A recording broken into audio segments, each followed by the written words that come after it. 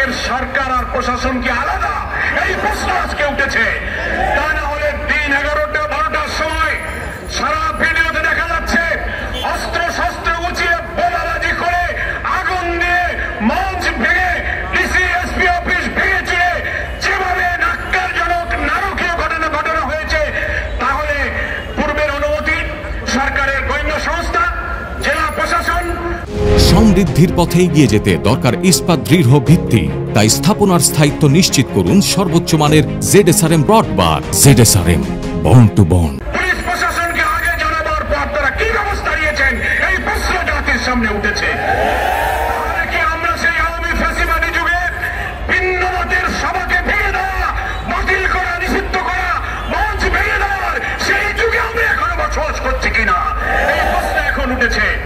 জামাত ইসলামের 19 তারিখের এই মহাসমাবেশ সামনে রেখে লক্ষ লক্ষ মানুষ ঢাকার দিকে যখন রওনা দিচ্ছে, তখন গতকালকের আক্রমণ গোটা জাতিকে আতঙ্কিত করে তুলেছে। আমরা পরিষ্কার সরকারের কাছে দাবি করতে চাই, হামলা হলো তখন পুলিশ প্রশাসন কি করেছে ভিডিওতে জনগণ দেখেছে। ডিসি সাহেবের দায়িত্ব কি ছিল, এসপি সাহেব কি করেছে, ওই জেলায় সেনাবাহিনীর যে কমান্ডিং অফিসার ছিলেন তার কর্তব্য কি ছিল? এমন না যে কোনো কিছুই তাদের জানা ছিল না। জানা থাকার পরেও তাদের এই অস্বাভাবিক নির্লিপ্ততা কেন হলো, এর দায়িত্ব কার? এর তদন্ত করে তাদেরকে আইনের আওতায় আনতে হবে।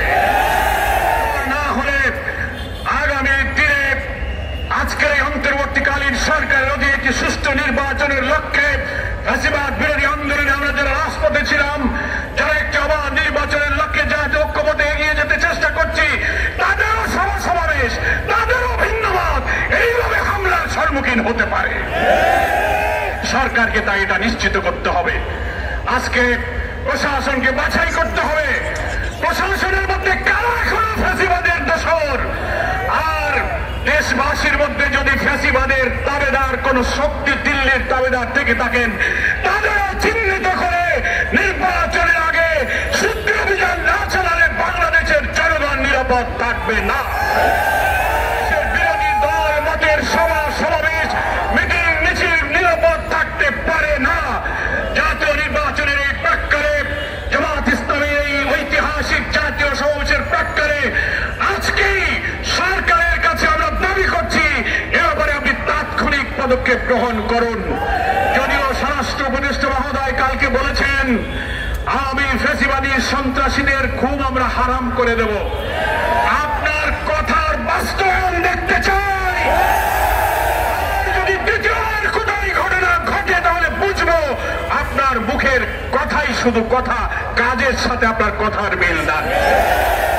বক্তব্য আমরা আর দীর্ঘ করব না, যেহেতু এর পরেই মিছিল হবে। সংগ্রামী প্রধান অতিথি বক্তব্য রাখবেন।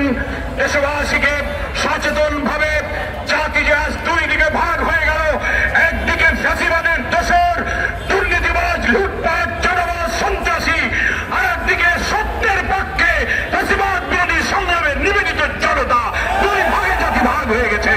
আসুন জাতীয় ঐক্যের এই চেতনা সামনে রেখে আগামী দিনে আমরা একটি অবাধ নিরপেক্ষ নির্বাচন, গণতন্ত্র, একটি কল্যাণ রাষ্ট্র গঠনের লক্ষ্যে সামনে এগিয়ে যাই।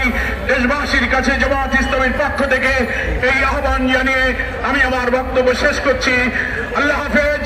বাংলাদেশ জিন্দাবাদ, জামাত ইসলামী জিন্দাবাদ। 19 জুলাইয়ের জাতীয় সমাবেশ সফল হোক। আসসালামু আলাইকুম ওয়া রাহমাতুল্লাহি ওয়া বারাকাতুহু।